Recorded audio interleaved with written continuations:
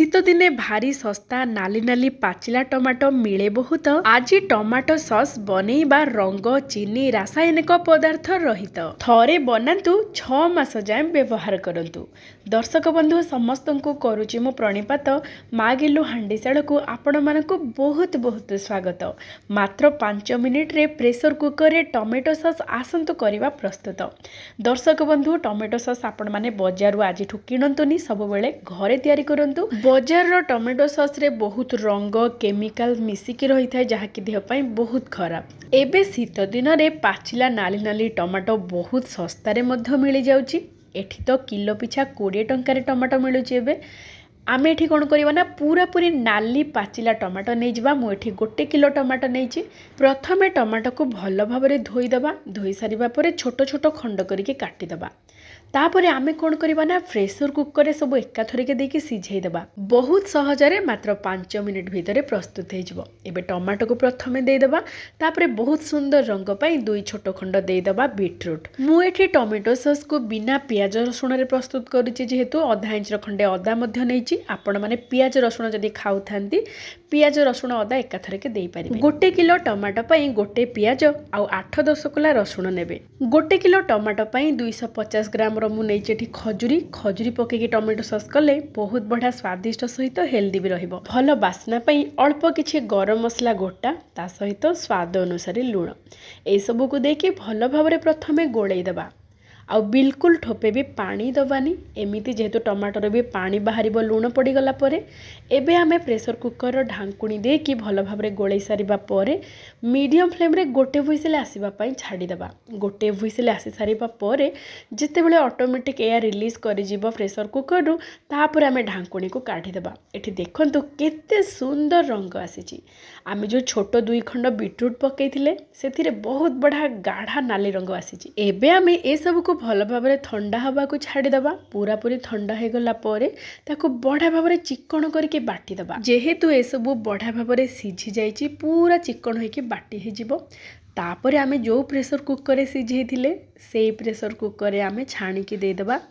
ଏମିତି ଏଇ ରସକୁ ଛାଣିଦେଲେ ଯାହା ସବୁ ଅବଶିଷ୍ଟ ଖଦଡ଼ା ଅଂଶ ଥିବ ସେସବୁ ଅଲଗା ହେଇଯିବ। ଆଉ ପୁରା ଯେଉଁ ପିଉରି ବାହାରିବ ରସ, ତାକୁ ଆମେ ରାନ୍ଧିବା ଆଉ 2 ମିନିଟ୍ ପାଇଁ। ଯେହେତୁ ଆମେ ପାଣି ଦେଇନେ, ବିନା ପାଣିରେ ଆକୁ ସିଝେଇଛେ, ପୁରା ବହଳିଆ ହେଇକି ରସଟି ବାହାରିବ। ଏଠି ଦେଖନ୍ତୁ ଖଦଡ଼ା ଅଂଶ 1 ଚାମଚ ବାହାରିଲା, ତାକୁ କାଢ଼ିକି ଫୋପାଡ଼ି ଦେବା। ଏଇ ଯେଉଁ ଅବଶିଷ୍ଟ ବହଳିଆ ପିଉରିଟା ବାହାରିଲା, ତାକୁ ଆଉ 2 ମିନିଟ୍ ପାଇଁ ମିଡ଼ିୟମ୍ ଫ୍ଲେମ୍ରେ ବସେଇ ଦେବା। ଆଉ ଅଳ୍ପ ଟିକେ ରାଗ ପାଇଁ ଆମେ ଦେବା ଲଙ୍କାଗୁଣ୍ଡ। ଆମେ ଗୋଟା ଗରମ ମସଲାରେ ଗୋଲମରିଚର ବ୍ୟବହାର କରିଛେ, ତଥାପି ଟିକେ ଲଙ୍କାଗୁଣ୍ଡ ଦେଲେ ଟିକେ ରାଗ ହେଇକି ରହିବ। ଆଉ ଏଠି ଆମେ ଚିନିର ବ୍ୟବହାର ବିଲକୁଲ କରିବାନି, ଗୁଡ଼ ପକାଇବା। ଗୁଡ଼ ପକାଇଲେ ପ୍ରଥମତଃ ହେଲ୍ଦି ରହିବ, ତା ସହିତ ରଙ୍ଗଟା ବି ଟିକେ ଗାଢ଼ା ଆସିବ। ଯେହେତୁ ଆମେ ଖଜୁରୀ ପକାଇଛେ, ଆପଣମାନେ ଅଳ୍ପ ଗୁଡ଼ ଦେବେ, ନହେଲେ ଅଧିକ ମିଠା ହେଇଯିବ। ଆପଣମାନେ ଚାହିଁଲେ ଗୁଡ଼କୁ ସ୍କିପ୍ ମଧ୍ୟ କରିପାରିବେ, ଯେହେତୁ 250 ଗ୍ରାମର ଆମେ ଖଜୁରୀ ପକାଇଛେ।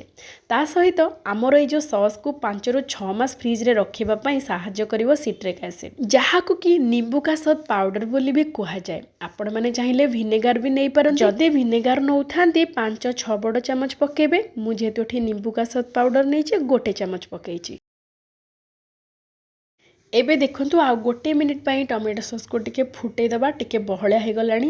ଗୋଟେ ପ୍ଲେଟ୍ରେ ଆପଣମାନେ ଟିକେ ଢାଳିକି ଦେଖିବେ, ଯଦି ଟମାଟୋ ସସ୍ ଗୋଟେ ଜାଗାରେ ସେମିତି ରହୁଛି, ବେଶୀ ବୋହୁନି, ତାହେଲେ ଜାଣିବେ ଆମର ଟମାଟୋ ସସ୍ ପୁରାପୁରି ପ୍ରସ୍ତୁତ ହେଇଯାଇଛି। ତାକୁ ଆମେ ବାହାର କରିଦେବା ଚୁଲିରୁ ଆଉ ପୁରାପୁରି ଥଣ୍ଡା କରିଦେବା। ପୁରା ଥଣ୍ଡା ହେଇଗଲା ପରେ ଆପଣମାନେ କାଚ ବୋତଲରେ ରଖିକି 5ରୁ 6 ମାସ ପର୍ଯ୍ୟନ୍ତ ବ୍ୟବହାର କରିପାରିବେ। ଆପଣମାନେ ବଜାରରୁ ଯେଉଁ ଟମାଟୋ ସସ୍ ଆଣୁଛନ୍ତି ପୁରାପୁରି କେମିକାଲ, ତା ସହିତ ରଙ୍ଗ ବି ବହୁତ ମିଶୁଛି। ତେଣୁ ଟମାଟୋ ସସ୍ ବଜାରରୁ ଆଉ କେବେ ବି କିଣନ୍ତୁନି। ଟମାଟୋ ଯେତେବେଳେ ଶସ୍ତା ହେଉଛି, ଆପଣମାନେ ସେତିକି ବେଳେ ଟମାଟୋ ସସ୍ ଘରେ ପ୍ରସ୍ତୁତ କରନ୍ତୁ ଆଉ ଭରପୁର ଆପଣମାନେ ବ୍ୟବହାର କରନ୍ତୁ। ବଜାରରୁ କିଣୁଥିବା ଟମାଟୋ ସସ୍ଠୁ ବହୁତ ଶସ୍ତାରେ ଆପଣମାନେ ଘରେ ତିଆରି କରିପାରିବେ ଟମାଟୋ ସସ୍ ଏମିତି। ଆଉ ତା ବି ପୁଣି ବିନା ରଙ୍ଗ, ବିନା ଚିନି, ବିନା ରାସାୟନିକ ପଦାର୍ଥରେ।